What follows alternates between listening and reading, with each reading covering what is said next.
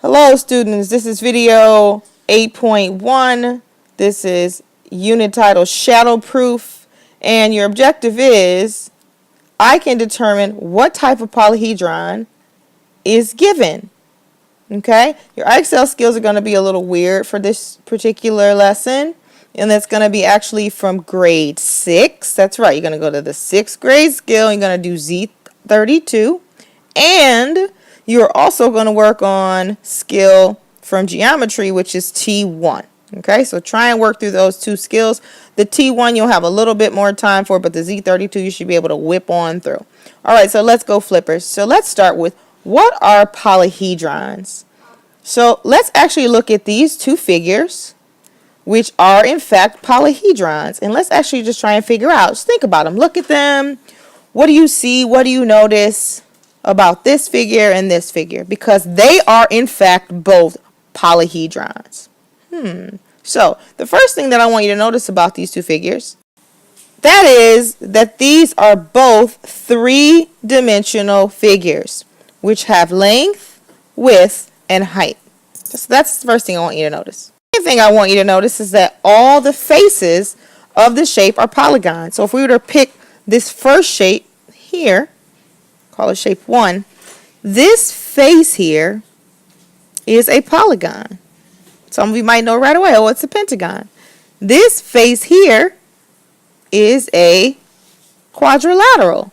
Again, all polygons. Same thing for this figure, number 2. Here we have a triangle. And at the bottom, if you look at it very carefully, you'll see there is a pentagon. And finally, all the faces, so I just identified that these are faces here, are called bases sometimes. So sometimes we'll call them bases. So example, in shape number 2, this bottom pentagon is actually called a base. And in this figure here, we actually have this pentagon, which will be a base, also called a face. And then the back pentagon as well will be a face. We also have something called edges. And edges are actually going to be the side of the polygons in the figure. So I'm actually going over 2 edges. Here's another edge. Here's another edge. Pretty cool, right? And then finally, vertices. So the vertices are really cool. The vertices are all the points. So here is a vertice. Here is her vertex, a vertex. Remember, the plural of vertex is vertice. And then we actually show, and the vertices are where we have one edge, the actual endpoint of that segment. And sometimes they actually connect. It's really cool. And over here in shape number 2, these are all vertices here. So again, make sure in your pictures that you've drawn, you've actually touched all of the vertices in the picture. The next thing we want to talk about is that there are different types of polyhedrons, okay? Polyhedrons that we've seen before, there are 3 different types that you have probably seen, but we're going to actually classify them specifically. So the first type is platonic solids. The second type would be prisms. And the third type would be your favorite, here it is, pyramids. And we're going to actually explore these a little bit further right now. The first one is a platonic solid. Each face of a platonic solid is the same regular polygon, and the same number of polygons meet at each vertex. So can you think of a figure that would look like that? Think about it for a minute. So I'm thinking about maybe a square face. So let's have a polygon with a square face.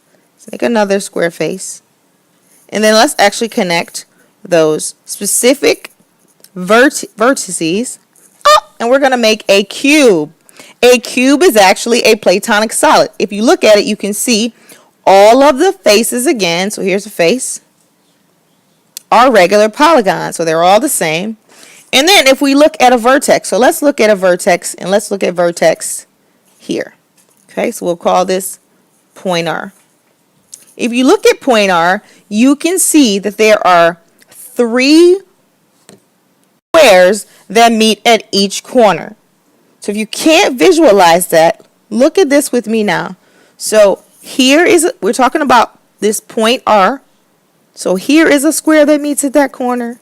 That back square also meets at the corner. And then the bottom one over here also meets at the, or the top one, excuse me, right here meets at the corner.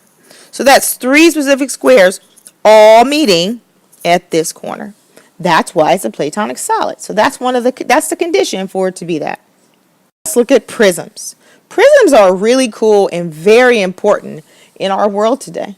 So a prism has 2 bases, which are congruent polygons lying in parallel planes. It also has lateral edges, and lateral edges are the lines formed by connecting the corresponding vertices, which form a sequence of parallel segments. And the lateral faces are the parallelograms formed by the lateral edges. So let's actually draw a prism. So we need 2 bases that are congruent polygons. I've drawn 2 polygons, and I'm going to now draw in the lateral edges. So the lateral edges themselves will actually connect these polygons together to create a prism. And there we have this really cool prism. And now the lateral faces, I'm just going to outline the lateral faces here. So the lateral faces would be this forward here, this forward parallelogram. It will be this bottom parallelogram, and then this back parallelogram. And again, all of this has formed this prism. The other cool thing about prisms is that they're named according to their bases. They're named according to their bases. So I just outlined in blue the lateral faces. So what's left over are our bases, and our bases are those original triangles that we drew. So this will be a triangular prism. That's pretty cool, right? Pretty cool. So here we go with our last part, which is a pyramid. And pyramids to me are really, really cool because if you've ever been to Egypt, you've seen the great, fantastic pyramids. I've never been there. But a pyramid is made by connecting a base to an apex. So that's a new word. We're going to actually find out what that means. So let's look at what it says about bases. Bases. A pyramid has 1 base. Okay, so we know this is a polyhedron, which means the bases have to be all polygons. So let's pick a base. Let's create the base for our pyramid. And so what we're going to do is we're going to draw in the base, which is going to be a square. So if we draw it in, drawing carefully here. I must buy a new stylus. I will do that this week, guys. Right? So here's my base, my square base. And now I'm going to put my apex in. So my apex is going to be about here. And what I want to do is I want to put my apex about here. Then I want to draw in all of my lateral edges up to my apex. So here we go. So we're going to go up here. We're going up here. We're going to go up here and then up here. And what I'm going to get is that idea of a pyramid. So it's really important that you understand that we have all of these kind of sides, and I'm just going to try to make it a little more clear here so we can see it more defined. And then if I were to shade in the actual sides, you could really get a good idea that all of these faces on this pyramid, all these lateral faces, would actually be the triangles. And then the base here would actually be that square. So pyramids are actually named according to their bases as well. So this will be a square pyramid. Let's take a look at a couple of questions. So the first question is, in the pentagonal pyramid below, there are how many faces, edges, or vertices? So try and see if you can figure it out just by looking. Alright, so let's count the actual faces. So remember, the base at the bottom is still a face, so we've got 1 there, and then we've got 1, 2, 3, 4, 5 vertices on the bottom. The fact that this has 5 vertices on the bottom is going to come and help us figure out how many faces there are. So if you look at the back, okay, we can see that there are 1 and then 2 faces on the back. Okay, so that's 2 faces on the back so far. And then if we look on the front of this figure, we can see that there are even more. There are 3, 4, 5. So that 2 in the back, 3 on the front, and then that 1 on the bottom will give us a total of 6 faces. So now let's count our edges. Our edges, again, are going to be all the sides. So this can be a bit tricky to count edges according to the actual shapes. So I like to do, again, back, bottom, back, and then the front. Okay? So the bottom actually has, if we look at it, 5 edges. Okay? Very clearly. 1, 2, 3, 4, 5. And then now we just kind of have to figure out how many more edges there are to get to the apex. And that's really cool because all we have to do now is consider how many edges did we create to go to the apex for this figure. And that actually comes from those 1, 2, 3, 4, 5 vertices that we drew up. 1, 2, 3, 4, 5. So we've got 5 more, which creates 10. So there are 10 edges. The last part is the vertices, and that to me is really cool because we've actually used the vertices to help us figure out how many faces and edges. So now we want to go back and count them. We can do that. We know we have 5 on the bottom, which lead, because this is a pyramid, to the 1 on the top, which gives us 6. Number 2 is pretty cool. It says, what is the name of each of the polyhedrons below? Okay, so part A, we see this figure has a base on the bottom. Okay, and we're used to seeing that. And it is a 1, 2, 3, 4, 5, 6-sided polygon. And it actually goes up to an apex. So because it goes up to an apex, we know this is some type of pyramid. Now, what type of pyramid is based on the actual base?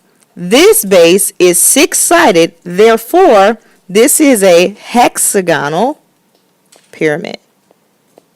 Hexagonal pyramid. Let's look at part B. Part B, if we look at it, there doesn't appear to be an apex because it's not going up into a single point. So this is not a pyramid. This instead is a prism of some sort. But what type of prism is it? We name a prism according to its bases. And when you look at this figure, we need to find the 2 bases. Now be careful here. There are 2 different types of figure on this prism.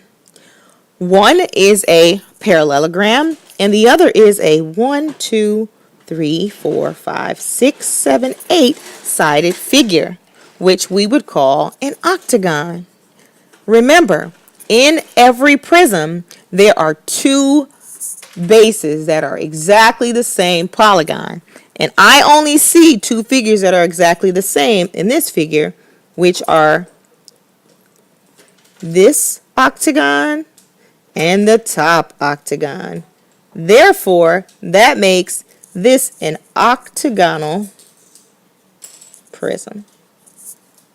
Here is a secret hot question. It's a doozy too. It says, name the solid below and determine the following: the number of faces, vertices, and edges. See you guys tomorrow.